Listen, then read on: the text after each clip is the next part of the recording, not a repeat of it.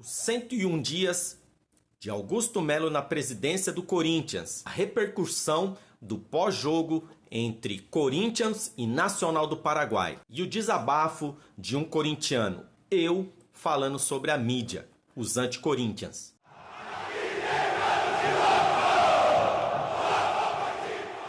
Salve corintiano, salve corintiana. E aí anti-Corinthians, belezeira?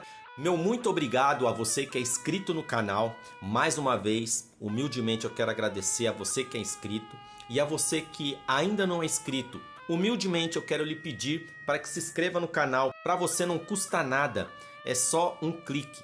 É só clicar no botão inscrever-se, acione o sininho.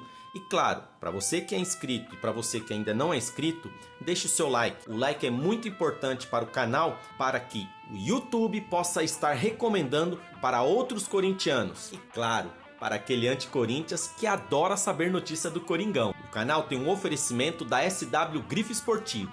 Você que gosta de camisa retrô ou que tem simpatia por algum clube, mas está tendo dificuldade de encontrar a sua camisa, não perca tempo, entre em contato com eles, que está aqui na descrição, e eu tenho certeza que eles estarão atendendo o seu pedido.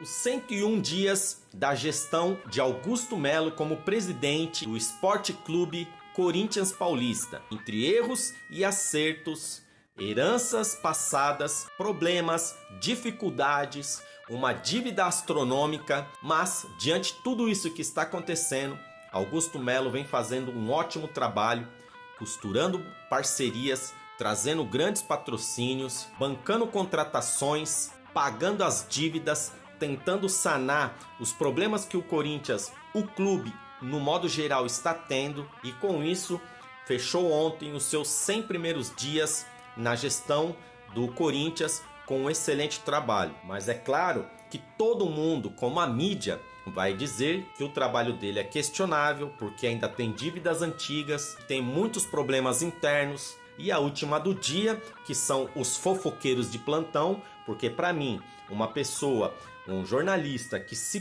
preza a ficar falando que o Augusto Melo brigou com fulano, com ciclano e com beltrano, para mim não passa de um fifi fofoqueiro. Eu acho que tem muitas outras questões para poder estarem divulgando, como o assalto que foi no domingo, no final do Campeonato Paulista, contra o time do Santos. Se falou, se comentou, mas não deu a mesma importância para as notícias que são divulgadas do Corinthians. Porque até dívida com a marmita os caras ficam divulgando. É muito não ter o que fazer. É só uma questão de pensar. Em todo relacionamento existem discussões, diferenças.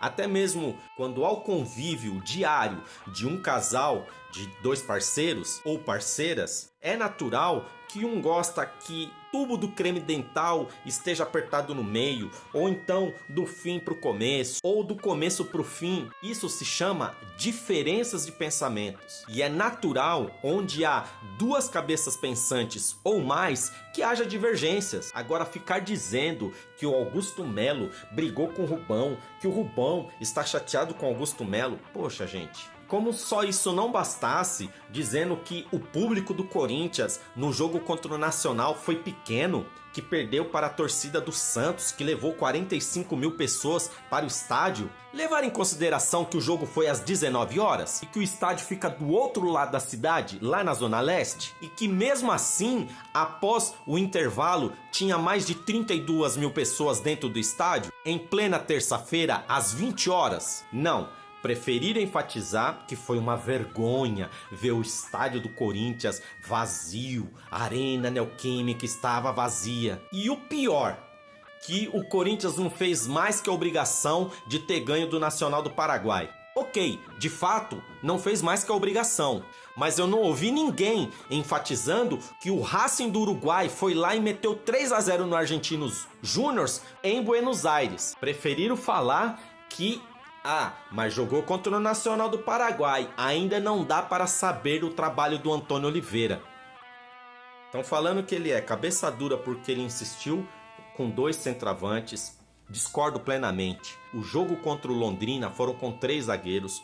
O jogo contra o Racing foram com 3 zagueiros. E agora o jogo contra o Nacional também foram 3 zagueiros. Mas não, prefere questionar o trabalho do Antônio Oliveira, porque ele está perdendo a mão do vestiário. Desculpa, gente, é um desabafo, eu sei, mas é difícil você tentar procurar informações, se informar, alguns repórteres que tem por aí. Mas tá muito difícil, é escrachado o anticorintianismo. Não é porque eu sou corintiano, mas está escrachado. Não é possível. Tudo que é ruim, eles potencializam no Corinthians. Ah, o Corinthians vai abrir mão de jogador tal, vai contratar jogador tal. Ó, hoje são 11 de abril e até agora nada. O que eu falei no vídeo anterior?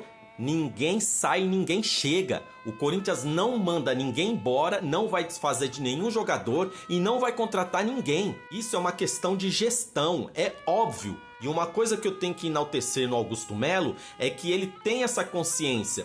Ele vê problemas, nós temos problemas. Precisamos de um lateral esquerdo? Precisamos de um lateral esquerdo. O Diego Palacios ainda não está apto para estar jogando. O Hugo tem partida que ele joga bem e tem partida que ele não está jogando muito bem. E o Matheus Bidu é uma incógnita, porque é uma característica diferente daquilo que o Antônio Oliveira está pedindo. Para o segundo semestre, ok. O Corinthians pode sim contratar alguns jogadores em algumas posições que está carente. A lateral esquerda a gente sabe muito bem. E precisamos sim de um outro volante para poder estar ali na contenção ou até mesmo na construção. Porque nós vimos a evolução do Fausto Vera no jogo contra o Nacional do Paraguai, mas em jogos anteriores ele não estava bem. O Maicon está machucado. E quando o Maicon machuca, quem fica? Breno Bidon?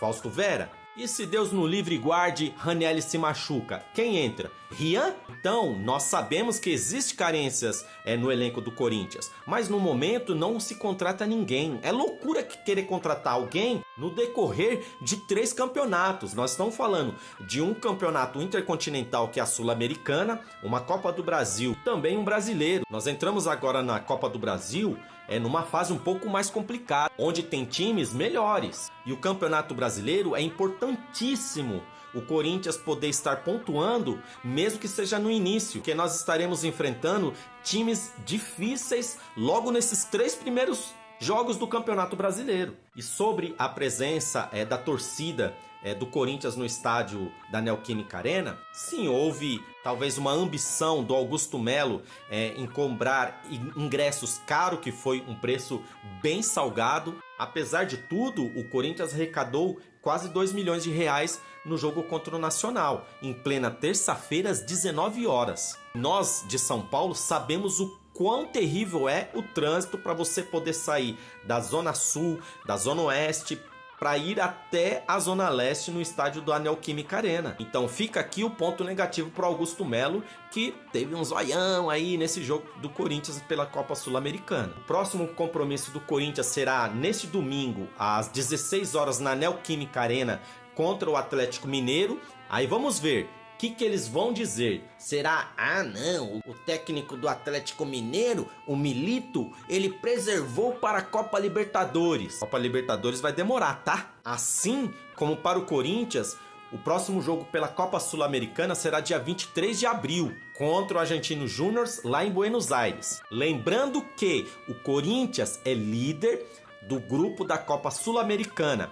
Ganhou de 4-0 do Nacional Paraguai, que foi o mesmo que perdeu para o Argentino Júnior por 3-2, que perdeu para o Racing do Uruguai por 3-0, onde o Corinthians, infelizmente, por um descuido, tomou um empate aos últimos minutos. Mas é como eu disse, não vamos desprezar porque é um time uruguaio, é um time de raça e foi o que aconteceu. Os caras conseguiram o empate nos últimos minutos. Demérito para o Corinthians? Não, mas mérito sim para o time uruguaio que jogou a vida pelo empate. Pelo empate. Então o Corinthians, mesmo tomando empate, saiu de lá com 1 ponto na classificação, onde hoje encabeça a chave de grupos, liderando com 4 pontos e 4 gols a favor, contra os mesmos 4 pontos, porém 3 gols a favor do Racing do Uruguai. Depois o Corinthians enfrenta o Juventude na quarta-feira,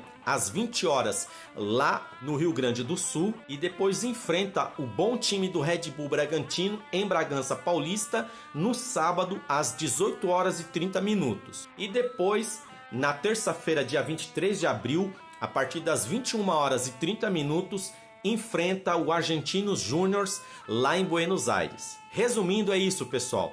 O que você acha? Que também a mídia enfatiza muito os lados negativos do Corinthians e deprecia os seus lados positivos? Comenta aqui embaixo. Eu tenho certeza que você, como um bom corintiano, às vezes fica indignado com tanto descrédito ao Coringão. E não se esqueça, se inscreva no canal, faça seu comentário, deixa seu like, compartilhe e vai Corinthians!